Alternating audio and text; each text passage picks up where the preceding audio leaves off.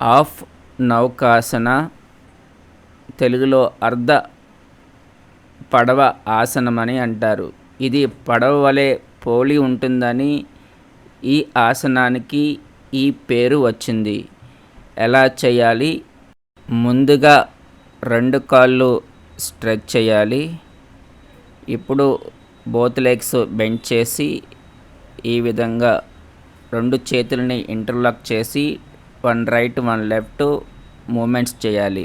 1 2 3 4 5 6 7 8 9 10 11 12 13 14 15 14 13 12 11 10 9 8 7 6 5 4 3 2 1. తర్వాత నెమ్మదిగా విశ్రాంతి తీసుకోవాలి. ఈ విధంగా చేయడం వలన చేతుల కండరాలు బలంగా అవుతాయి మరియు పొట్ట కండరాలు బలంగా అవుతుంది. పొట్ట దగ్గర కొవ్వు కరుగుతుంది. ఎవరు చేయకూడదు. ప్రెగ్నెంట్ విమెన్ ఈ ఆసనాన్ని చేయకూడదు. గురుభ్యో నమః.